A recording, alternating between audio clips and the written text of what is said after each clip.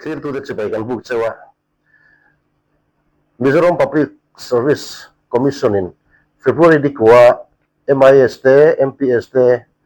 MFNAST, MPS result at is kan MIS sa saitul tangfal zonal ngak liana saitul veng layami ain ziat tinga chun se na hian ama komna belchian na kanei dona niya voini inrin ni niya zona hi voina o han chalai na tlanga alo thoka ek in khur in mai ni mo kha na lo thok na sakhop maya in khomban in rinazan ania in rinazan in khombana an ina he kan han kan sila lo ha khop maya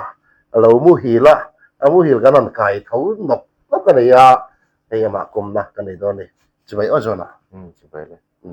kan ka chiang kan MIS a in se ta ania MIS ka itum reng ani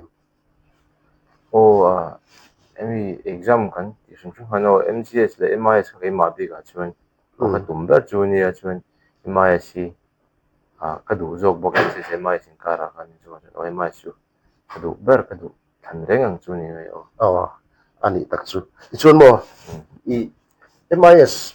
hanin siak king tur khan akong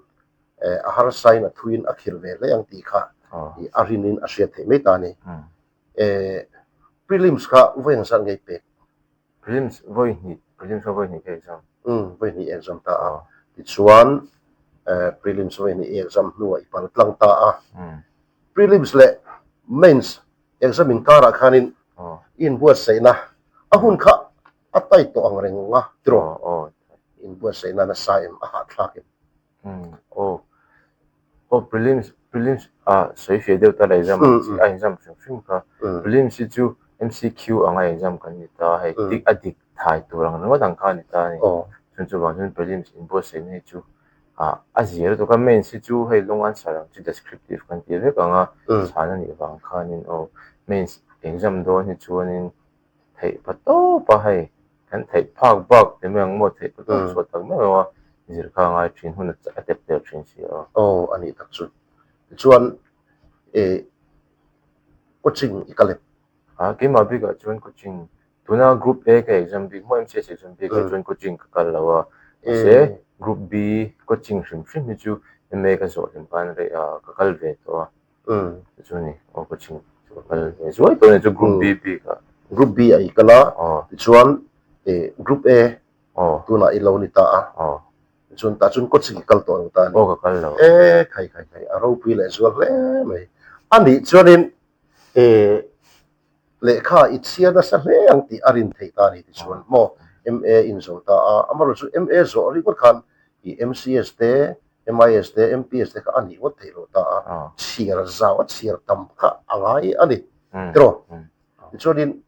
I ingle khabu te nge I chiar do tlang pui chan chin di bu te poi chiar sang ti rin ta le khabu chiar te chunin hi le khaburin sa hi athing to te lo chiar thin ang mo han he kan chiar te ver chun mi ta chin bu chuan wang lai ni kan chiara chuan le khabu bi ka chuan athing to te na rin role an nei te mo Indian polity kan ti te chuanin modern Indian history mo bi pan chan ra che de kha ting khami lo chiar tong chi kha kan chiar ve top me ba ka syllabus be kan ta exam hi nge lo chok don ti kai syllabus mil ve ka zir kan ya khami zu le ka putang ka yang chi de le ka bu khar ni lo pon article ang chi de mo internet ta material mo mang chi kha kan chiar top chi ani tak chu chun le ka bu chu chiar ta tam tak chiar ta ni pot me na online lama chiar tel thoem online ni ka mang na so ka chan chu ale ka bu hei hard copy de mo physical copy ang chu how tak thin sia chuan chuanin online ka chiar na sa PDF ang chi de mo ani le mo thil dang deu kum som thum ina ting lo in kha la ting lo mo kum som thum tin ma in officer MIS in Seattle thei ani ti chuanin isikul kalda lampang lu dai te ang primary school khoi agi kalde primary school hi tuna om to lo tuna chuanin gavan primary school 3 sai to venga ruan kan culture เวงลายอ่ะ ORMS เอนี่ตัวตัวนะ โอ้อันนี้ตัวตาจุดตาชวนอีปูอีป้าค่ะเฮ็ดอันนี้ชินตรค่ะนี่ชินgovernment primary school เชียprimary อีกัลตาที่ชวนอีข้าหุ่นเลยก็ชวน middle school กันที่ตาmiddle ข้าคุยอย่างนี้สุดเลย middle school ที่ class 5 เลย class 6 government medium board middle school อ่ะใช้ตัวละจนปุยเวียงก็แล้วส่วนนี้7 และ 8 ที่เราอยู่ per middle school อ่ะก็7 และ 8ที่ชวน class 10 matric ค่ะhigh school ที่เราอยู่ per high school ตรงนี้ก็จะเราอยู่ per high school อ่ะmatric จะว่าก็อีป้าค่ะเราจะว่าละค่ะเราอยู่ per high school อ่ะค่ะนี่jutir tu ani mo ka ni English teacher ani ta chu chuan sarkar school a rir primary tanga matric chu toritani la clear tu te khalai kha apoi bo ka tia kan sui tu chu hei tu lai a chunin sarkar school hi kan nual suat deu ti that maya English medium kan tia khan nei lung khowin kan tu le kan fat kan kalki kan kaltir tang pui to kha ania I chu I a oma a thalu tu ta ni amero chu sarkar school a hian sarkar school hei primary middle school a pol som thing kanin tuna tangwal chona MIS a insiat thing hi alo zir ani lian chon sarkar school atagin officer lian takha ani thei ani ti kha kan hule ta ni alom om mai chon mo chona college khoi ani kan le college to government from by college training kazir chu ani that chu BA again subject history ani mo chuan MA khoi ani so MZT training mo history tho ani that chu chuan MIS kan tia Mizoram Information Service I engperne I inna turni ang tikha clear tu ten I kan lo siat thiam le so thina turin toi feldo pon min sil fia de che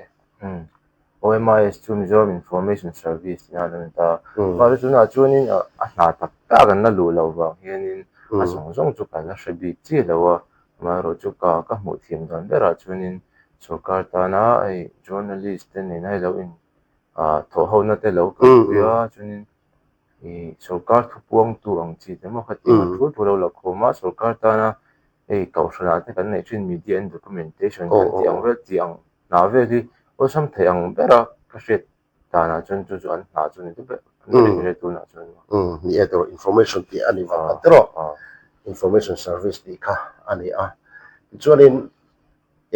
ti khan in interview result chu alo chuak ta ani imposter te po la chiang lo nga police sarkarin akole phot chewanga chuta chuan engemo engti kan tiang briefing te po I an la pe dur chewa ngai tai la tiro chumi nu chutiang nu vela churin imposter te po ran ti chuak anga churin zona tang le official ino ri don tani mo officer tin chunga khoi mun te po in kal langa chuta chunin nangma mo tu I office ani emo office lo po ani emo chu tiang chu an loron don mo missing chu in mamo ton ve kan ni maro chu sarkar officer te chu mamo tu in nga bi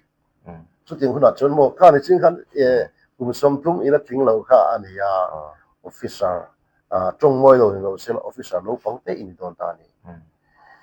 kata khan nang ma dor tu te atu mai po mi re theian ni mo mi hausa a million mi te an ni mo khatiang huna khan mo mi puin kan mo chin chu officer felta officer biak nuam tak kan mo ani chu bi sung changa chuan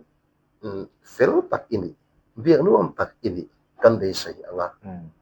an soi bel du inai karing itu bem chu tiang mi chu hemi civil service a lu kat tu mai ati bera po ka ru ka chuanin midang te pui thei tu hei midang te nuna thasong hong nei thei tu ni ha ka du tu sa ma ni kha wanga tama po hei thei pa top chu ha ka ni tuang chu no chu tiang officer tha an dan biak nu chu ni nge ka tu ma ni alom la tu chon mo ni sin kan ati lam kan kan so ya vena Salvation Army ni tro SAO in hatlang ni in kalosia ile khazir cho lai vel khan ko thana te kotlang lama te hian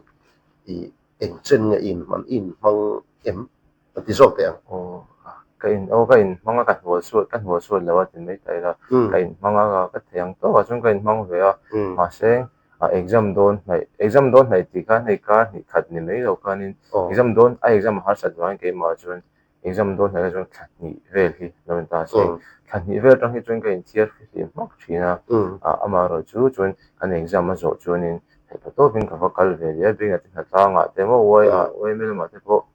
khoren kal te ve tin no hanin an ka tel ve le mai thin a se exam don mai khat ni bor ve tang chunin kan tier fi mak thin chu thu than ni se om zia chuan zir lai ni wang emo I nangma chu civil service ni tum ngar ini ta chu ti hu chun izira in bu se ta ni ma se khami ani awang khan I phak to ka I thin to ka khotlang le ko than lama in manaka poi chung lo itina poi ka ti lo a tha ka ti zo ka ngo chan chu mani na in khung bing tu ka in zir vak te hian in nei mi jing om dan te kan lo thiam lo ta ka poi ka ti ba ka kau thana te khotlang te kan in man chuan mi jing om dan nei soft skills te mai la phung ha ding kan hret mi lo kan poi mo thil tam tak kan zir ning ka hret chu wang chuan nuwa suat lo a tha ka ti ba tiang na kan tho kan tu mani pe chun kami skills ka poi mo box ya ma jan nuwa suat lo ka poi mo te adik reng noi tro mizo society chu hetia income del chin te ho til ti chin te kan ditlang puita official India khatiang society kha riat chin le zulan po khan acha itina akalo ngai de tro alom om le mai ani le mo atop lam mai don ta ila kum som thum ila thing lawa official tlangwal official in don ta ne tuna hian ila single tuna kala single ani takchu nupui nei lampang te chu na rivak lem lo te na ni mo na rivak lo chu ani takchu ani le til dang kai le luk tai la ipa kha en ku age boral kha sang ni som ni pathuma apa hi pulol thasuala ani ya kum sang ni le som ni pathum khan aborala tichuan anu ilalin sangi hawin hetiang hian an khosa ani unau kha insa min ni kha unau pali ani tichuan pilalin sangi hian mei thai chungin afate a en kola tichuan an fapa zona hi officer MIS alo ni ta ani alom omle mai inu hian Israel na chungchanga hian eng angin nge support apek chinche tin I ula I chung te pon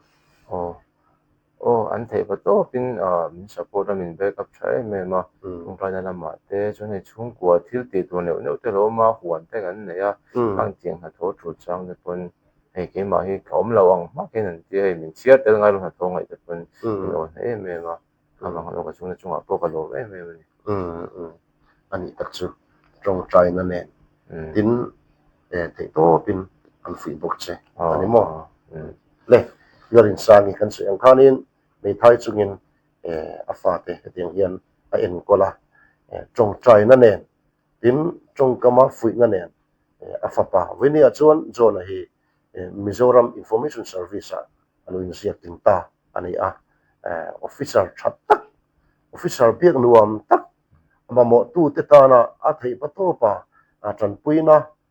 sumle pai lam anilo na va in pek lam anilo khati ang zonga mi te tar mal som turin du sakna kan han ve zona unin pe kan lom lu te ko si bai le